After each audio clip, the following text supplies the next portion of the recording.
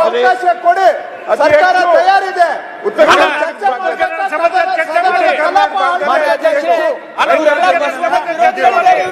ನೀವು ಇಲ್ಲಿ ಚರ್ಚೆಗೆ ಅವಕಾಶ ಕೊಟ್ಟಿಲ್ಲ, ರೈತರಿಗೆ ಚರ್ಚೆ ಆಗ್ಬೇಕು. ಯಾರು ಕೊಡಿದ್ರಿ ಅಂತ ಹೇಳಿ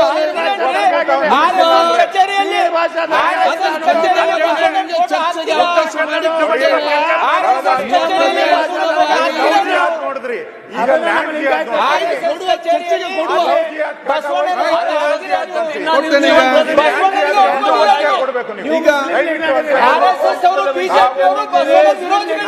ಮಂಟಪದ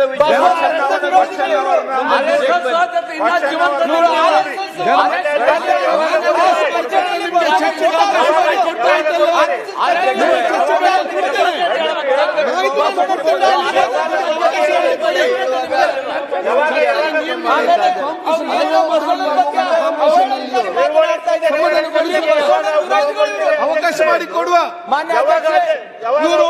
ಬಸವಣ್ಣನ ವಿರೋಧಿಗಳು, ಆರ್ಎಸ್ಎಸ್ ಅವರು ಬಸವಾದಿ ಶರಣ ವಿಚಾರಧಾರೆ ವಿರೋಧಿಗಳು. ಇವರಿಗೆ ಬಸವಣ್ಣನ ಬಗ್ಗೆ ಮಾತಾಡಲಿಕ್ಕೆ ನೈತಿಕ ಹಕ್ಕಿಲ್ಲ. ನಾಟಕ ಬರಬೇಕು ಇವರಿಗೆ. ಬಸವಣ್ಣನ ಬಗ್ಗೆ ಮಾತಾಡ್ತಾರೆ ಅವರು. ಬಸವಣ್ಣನ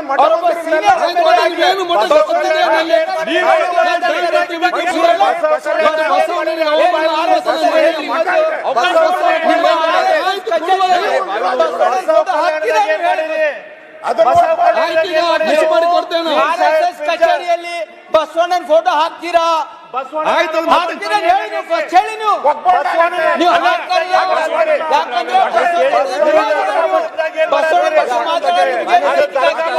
ಮಾನ್ಯ ಅಧ್ಯಕ್ಷ,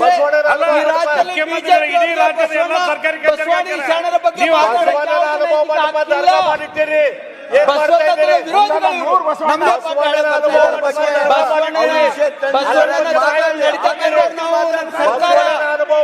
ಕಾಂಗ್ರೆಸ್ ತತ್ವದ ಮೇಲಿದೆ.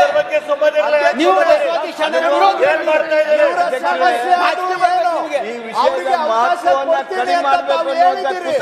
ಅವಕಾಶ ಕೊಡ್ತೀವಿ ಅಂದ ಮೇಲೂ ಕೂಡ ಯಾಕೆ ಈ ರೀತಿ ಅಡ್ಡಿ ಮಾಡ್ತಾ ಇದ್ದಾರೆ?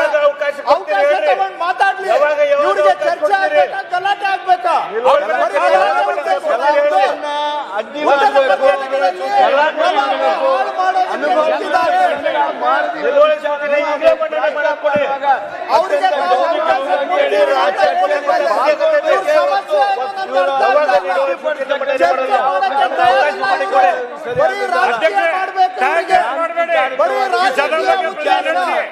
ಈಗ ಮಂಟಪ ಅಂದ್ರೆ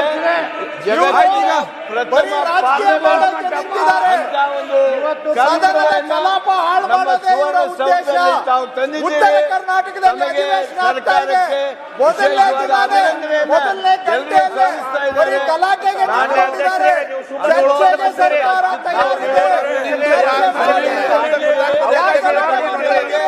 ಸ್ಪೀಕರ್ ಜೊತೆ ಸಹಕಾರ ಮಾಡಿ, ನಿಮ್ಗೆ ಅವಕಾಶ ಕೊಡ್ತಾರೆ.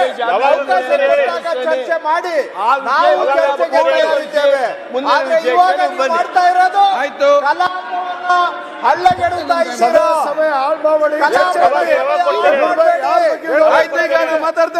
ನಮ್ಮನ್ನ ನೋಡ್ತಾ ಇದ್ದಾರೆ. ಆಯ್ತು ಈಗ ಆಯ್ತು, ಅಶೋಕ್ ಮಾತಾಡಿದಲ್ಲ, ಆಯ್ತು. ಅಲ್ಲ ಜ್ಞಾನದವ್ರು ಕೂತ್ಕೊಳ್ಳಿ, ದಯವಿಟ್ಟು ಕೂತ್ಕೊಳ್ಳಿ, ಬಾಲಕೃಷ್ಣ ಕೂತ್ಕೊಳ್ಳಿ. ಆಯ್ತು, ಬೇರೆ ಅವ್ರ ಮಾತು ಕೂತ್ಕೊಳ್ಳಿ. ಈಗ ನೋಡಿ ಕೂತ್ಕೊಳ್ಳಿ. ಈಗ ಏನಿದೆ, ಸಕಾರಾತ್ಮಕವಾದ ಚರ್ಚೆ ಮಾಡ್ಬೇಕಂತೇಳಿ ಇವತ್ತು ಅಧಿವೇಶನ. ಅಕಾಲಿಕ ಮಳೆ ಆಯ್ತು, ಆಯ್ತು, ನೀವು ಕೂತ್ಕೊಳ್ಳಿ. ಕೂತ್ಕೊಳ್ಳಿ, ಆಮೇಲೆ ಮಾಡೋಣ. ನೀವು ಕೂತ್ಕೊಳ್ಳಿ. ಈಗ ನೋಡಿ, ಬುದ್ಧಿ ಹೇಳ್ತೀರಾ. ಈಗ ವಿಚಾರ ಏನಂತ ಹೇಳಿದ್ರೆ, ಸಕಾರಾತ್ಮಕವಾದ ಚರ್ಚೆ ಮಾಡಲಿಕ್ಕೆ ಅಧಿವೇಶನ ಕರೆದದ್ದು. ತಾವು ಕೂಡ ಇವತ್ತು ನಮ್ಮ ನಿಲುವು ಸೂಚನೆ ಕೊಟ್ಟಿದ್ದೀರಿ. ಅದೊಂದು ಸರ್ಕಾರ ಕೂಡ ಚರ್ಚೆ ಮಾಡಲಿಕ್ಕೆ ಒಪ್ಪಿದೆ. ಖಂಡಿತ ನಾವು ಚರ್ಚೆ ಮಾಡುವಾಗ ಉತ್ತಮವಾದ ವಾತಾವರಣದಲ್ಲಿ ನೀವು ಹೇಳಿದನ್ನೆಲ್ಲ ಅವ್ರು ಕೂಡ ಕೇಳಬೇಕು. ನಿಮ್ಗೇನೆಲ್ಲ ಸಂಶಯ ಇದೆ ಅದಕ್ಕೆ ನಿಮಗೆ ಉತ್ತರ ಕೊಡಬೇಕು. ಈ ಎರಡು ಚರ್ಚೆ ಕೂಡ ಮುಂದೆ ಜನರಿಗೆ ಅದು ಪ್ರಯೋಜನ ಆಗಲಿ, ಒಂದು ಉದ್ದೇಶ ಇರುವಂಥದ್ದು. ನಿಮ್ಮ ಏನಿತ್ತು ಅವ್ರು ನಿಲುವು ಸೂಚನೆ ತಂದಿದ್ರ, ಖಂಡಿತವಾಗಿಯೂ ನಾನು ಸಂವಿಧಾನ ಮತ್ತು ನಮ್ಮ ವಿಧಾನಸಭೆಯ ನಿಯಮಕ್ಕೆ ಅನುಗುಣವಾಗಿ ರೂಲ್ಸ್ಗೆ ಅನುಗುಣವಾಗಿ ಖಂಡಿತ ಅದಕ್ಕೆ ನಾನು ಚರ್ಚೆ ಮಾಡಲಿಕ್ಕೆ ಅವಕಾಶ ಮಾಡಿ ನಾನು ಕೊಟ್ಟಿದ್ದೇನೆ. ಈಗ ಈ ಒಂದು ಅನುಭವ ಮಂಟಪದ ವಿಷಯ ಒಂದು ಮುಗಿದು ಕ್ವಶನ್ ಅವರದ ತಕ್ಷಣ ನಿಮಗೆ ಆ ಚರ್ಚೆ ಮಾಡಲಿಕ್ಕೆ ನಾನು ಅವಕಾಶ ಮಾಡಿ ಕೊಡ್ತೇನೆ. ಕ್ವಶನ್ ಅವರ್ ಆಮೇಲೆ ತಗೊಳ್ಳಿ ಸರ್. ಕ್ವಶನ್ ಅವರ್ ಆಮೇಲೆ ತಗೊಂಡು ಇದನ್ನ ಕ್ವಶನ್ ಅವರ್ ಆಮೇಲೆ ತಗೊಳ್ಳಿ ಅಂತ ಬಿಜಾಪುರದಿಂದ ಆರಂಭ ಆಗಿದೆ ಗಲಾಟೆ. ಉತ್ತರ ಕರ್ನಾಟಕದಲ್ಲೇ ಬರೋದು. ಈಗ ಉತ್ತರ ಕರ್ನಾಟಕದಲ್ಲೇ ಬಿಜಾಪುರ ಇರೋದು ಇನ್ನೆಲ್ಲಿದೆ? ಅದಕ್ಕೆ ಚರ್ಚೆ ತಗೊಳ್ಳಿ ಅಂತ ಹೇಳ್ತಾ ಇರೋದು. ನಿಯಮವನ್ನು ನಾನು ರೂಪಿಸಿದಲ್ಲ, ನಿಯಮವನ್ನು ನೀವೇ ರೂಪಿಸಿದವರು. ನಿಯಮ ಎಲ್ಲ ಯಾವುದೇ ವಿಚಾರ ಕೂಡ ನಿಮ್ಗೆಲ್ಲರಿಗೂ ಕೂಡ ಗೊತ್ತಿಲ್ಲದಿದ್ದರೆ ನಾನು ಹೇಳ್ತೇನೆ. ಫಸ್ಟ್ ಕ್ವಶನ್ ಅವರ್ ಚರ್ಚೆ ಮಾಡೋದು. ಆಯ್ತು, ಕ್ವಶನ್ ಅವರ್ನ ಮುಂದೆ ಹಾಕಿ. ಈಗ ಅನುಭವ ಮಟ್ಟದ ಬಗ್ಗೆ ಮಾತಾಡಲ್ಲ. ಈಗ ನೋಡಿ, ಕ್ವಶನ್ ಅವರ್ ಮುಂದೆ ಹಾಕಿ. ಯಾಕಂದ್ರೆ ಅಧ್ಯಕ್ಷ ಆಯ್ತು, ಕೂತ್ಕೊಳ್ಳಿ. ನಿಮ್ಮ ಕೂತ್ಕೊಳ್ಳಿ, ನನ್ನ ಹತ್ರ ಮಾತಾಡ್ತಾರೆ, ನಿಮ್ಮ ಹತ್ರ ಮಾತಾಡ್ತಾರೆ. ಶಿವನ ಕೂತ್ಕೊಳ್ಳಿ, ಅವ್ರು ನನ್ನ ಹತ್ರ ಮಾತಾಡ್ತಾರೆ. ನೀವು ಕೂತ್ಕೊಳ್ಳಿ, ಇವ್ರಿಗೆ ಆಸಕ್ತಿ ಇಲ್ವಾ ನಡೆಸಲಿಕ್ಕೆ?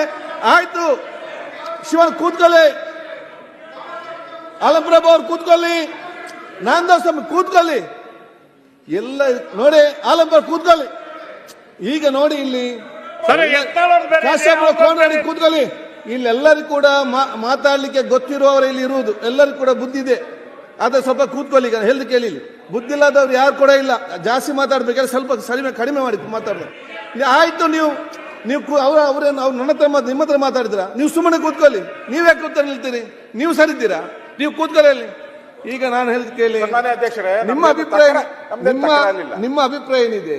ನೀವು